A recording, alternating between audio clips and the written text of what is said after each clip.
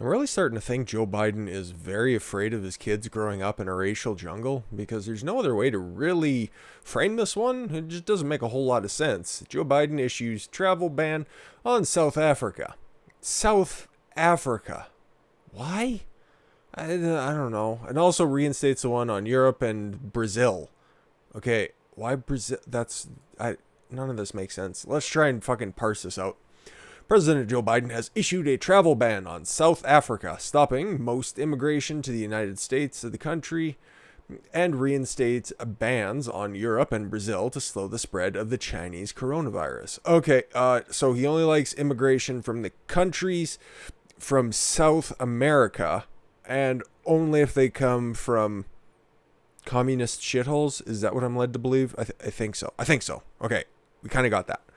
Biden, who once referred to President Trump's travel ban on China as hysterical xenophobic, which is a grammatical nightmare, has issued a travel ban on South Africa as variants of the coronavirus spread in the country that originated in Europe.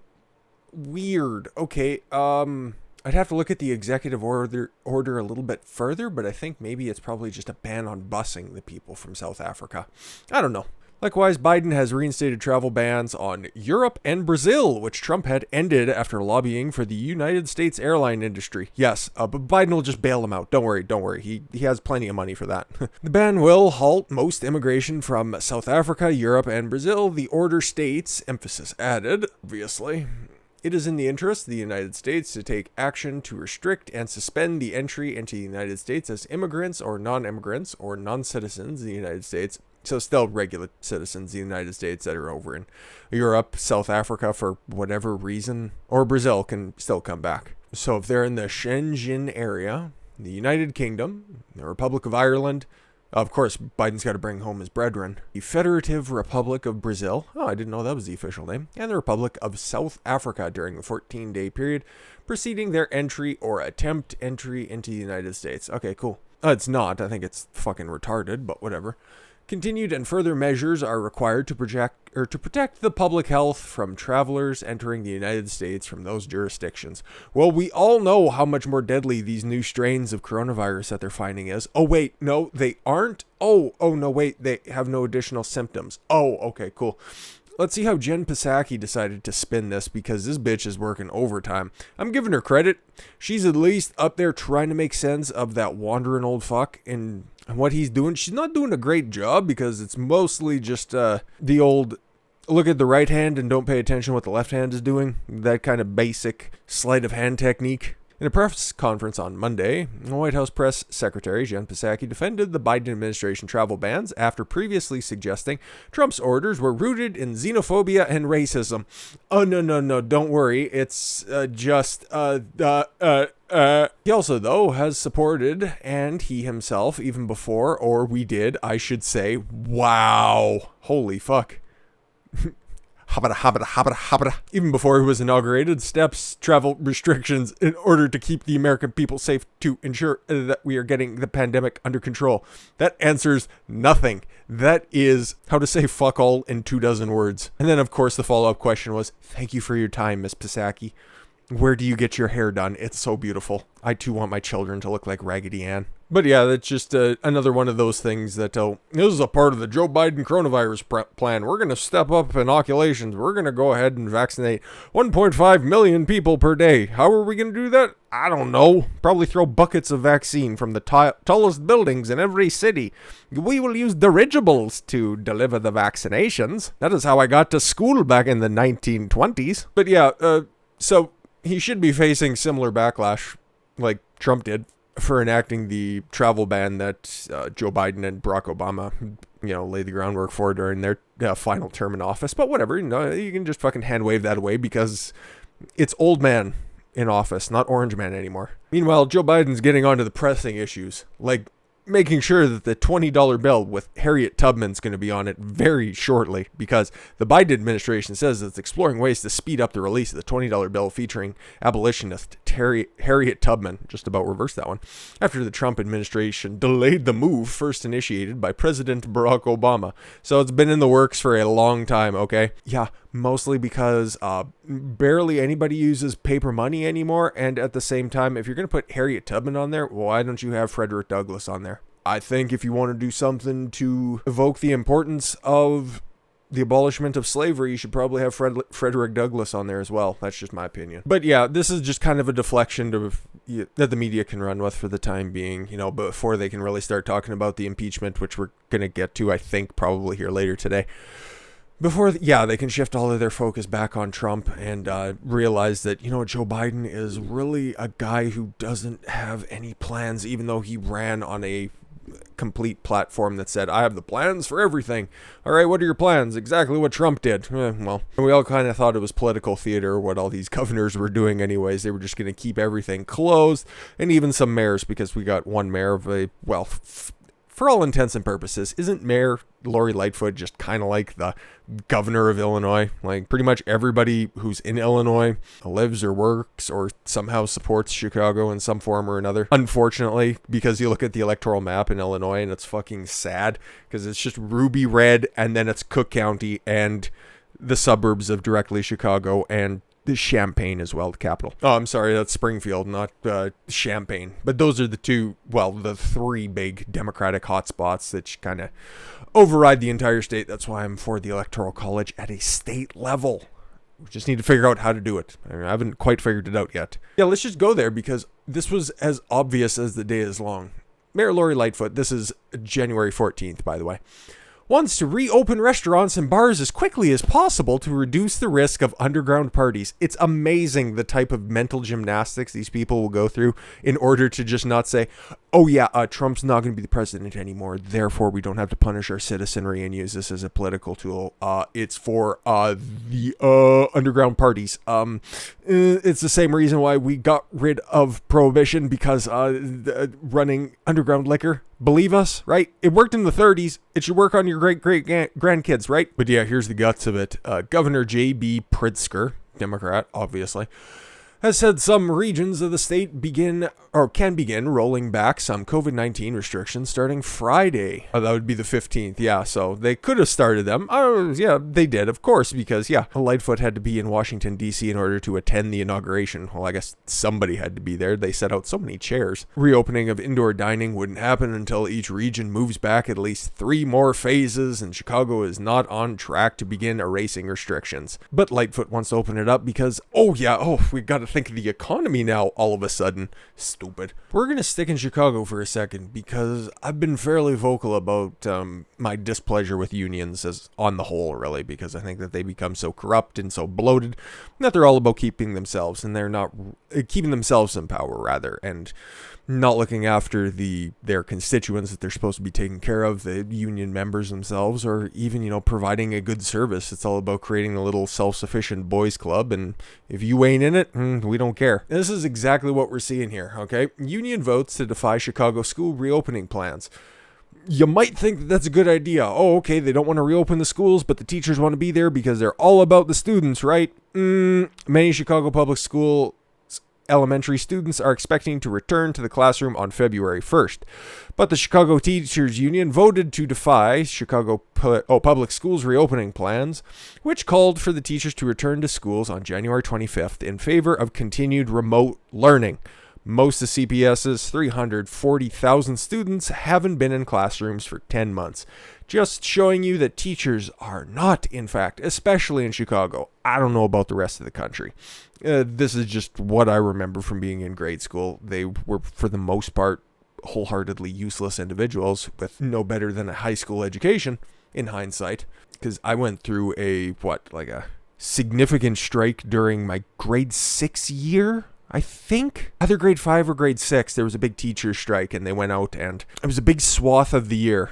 I can't remember how long it was, but it was a months long delay in actual schoolwork. And most of I'm pretty sure it was grade 6 year. Yeah, it was just jettisoned because they wanted a raise or something retarded or something, a lighter schedule because teachers are fucking lazy. And it just goes to show you, it doesn't matter that, kids haven't been in classrooms for 10 months and we can see the decline. And there are many kids that want to go back to school because they want to see their friends and because, you know what, they would like to, I don't know, do arts and crafts and whatever kind of happy horse shit you do in grade school and not stare at a computer screen all day because they can see their parents who have to go into cubicles every day and they see the dread on their face when they got to come home. You know what I mean? Something like a fucking recess would be nice, I'd imagine, but yeah, teachers and teachers unions don't care about that. In Chicago, that is. They're just going to go home here. They're just going to go ahead and keep themselves safe because all of these people here, okay, maybe that guy's a little bit older, but the rest of these people don't look like they're terribly old, so I don't know what they're scared of. Oh, I don't know, probably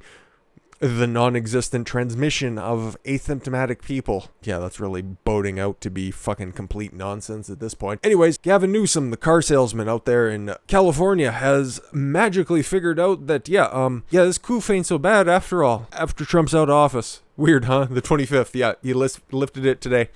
Gavin Newsom lifts statewide stay-at-home order. Woo! Thank God. Governor Gavin Newsom has lifted the stay-at-home order put in place due to the spread of coronavirus for all states, with officials citing positive signs of a slower spread. Oh God, I hope they get into it. We see promising signs that California is slowly emerging from the most intense stage in this pandemic. We continue to look at the means of the regional stay-at-home order and anticipate the state Department of Public Health will provide a formal update tomorrow morning, said Brian Ferguson, the Deputy Director for Crisis Communication and Public Affairs for the Governor's Office. So yes, Damage Control Deputy. Health and Human Services Secretary Mark Gailey said California is beginning to emerge from the most dangerous surge of the coronavirus pandemic. Oh, we'll hear that stupid point brought up again very shortly. 7 weeks ago, our hospitals and frontline medical workers were stretched to their limits. They really weren't. But Californians heard the urgent message to stay at home when possible, unless you're me, of course, and I need to go to the fancy restaurant with 54 of my closest friends. I don't forget. And our surge after the December holidays did not overwhelm the healthcare system to a degree we had feared. Actually, it really didn't move off of the regular trajectory of the virus, and the lockdown proved useless. And yeah, Newsom, you were chief among the people who were breaking the lockdown, and a bunch of your other fellow cabinet members and elected officials did the same thing, so you punish an entire state for no good reason, and because it doesn't work. And before we move on to what's happening over in New York, because that is another can of worms, I literally don't know what King Cuomo's doing, but let's wrap up with the lemon dealer here. Hospitalizations and newly confirmed cases have been falling in California, and health officials are growing more optimistic that the worst of the latest surge is over. I guess he hasn't talked with Joe Biden lately when he said that the most dangerous part is still to come, and we're still heading for a dark winter, so we'll see how long Newsom's going to be staying on this talking point, because I'd imagine it's going to shift here shortly. The number of people in hospitals with COVID-19 has slipped below 19,000 statewide, and they have hundreds of thousands of beds. So you know what? This is good news. This is good news. A drop of more than 10% in 2 weeks. Wow, that lockdown really worked. Ugh. NBC Los Angeles reported, adding that the positivity rate of people being tested has dropped by 15% statewide in the last week. Oh, cool. So there's been a significant drop. Okay. So that doesn't make a whole lot of sense why Cuomo won't reopen indoor dining in New York City yet, despite state's transmission rate drops below 1%. Huh. So what makes it, is there like a New York strain that we don't know about, and then there's a California strain which just makes you a douchebag, and the other one up there makes you an arrogant douchebag who talks a lot faster with an Italian accent? And I understand that those are stereotypes that no longer matter in New York because this isn't the fucking 80s anymore, but sometimes old jokes are good enough to elect in some cases. Governor Andrew Cuomo said he'll relax some coronavirus restrictions in the state this week. Oh, goody. This is brand new anyways, so excluding the ban on indoor dining. Well, you can still continue to eat outside in the winter in New York and upstate New York as well. That is retarded. He announced the state's rate of transmission with COVID has dropped below 1%. So what are we worried about here? Cuomo said New York is at the end of the holiday spike period. See how that's a common talking point when it comes to these tyrannical Democratic governors? Newsom used it. Cuomo's using it. Joe Biden, I don't know, man. He must be out of this big group chat that these guys are having because he's saying that the dark winter is still ahead. So I don't. Maybe they're just running parallel talking points. So depending on the trajectory they want to go, they can just fucking hop, do a little train hopping. In Erie County, he allowed for elective surgeries to recommence. Thank fucking God. They should just be fucking going all the time because, looking at the numbers of people dying from cancer, from diabetes, from a lack of medical access because it is deemed non-essential. Yes, cancer screenings were deemed non-essential. Fuck me. He noted that the percentage of vaccinated New York hospital staff has jumped from 63 to 72% in a week. God bless Joe Biden's coronavirus strategy. It is appearing to work because you can't thank Donald Trump because it's his plan, actually. The New York State Restaurant Association is asking for the state to extend the 10 p.m. curfew to 12 p.m. to allow New York City to reopen indoor dining. Ain't gonna fucking happen, guys. Y'all are just gonna have to pack up your shit and get the fuck out of that city and just let it crumble to the ground. Let New York State become insolvent and then just fucking build it back up because that swamp there is deep, it is thick, and it is wide. But from one New York politician to another, and I'm sure most of my American viewers are probably wondering, where the fuck are these stimulus checks going around? When are they going to show up? Because if my state is currently locked down and I'm not allowed to make a living, I could probably use that $600 and $1,400 check.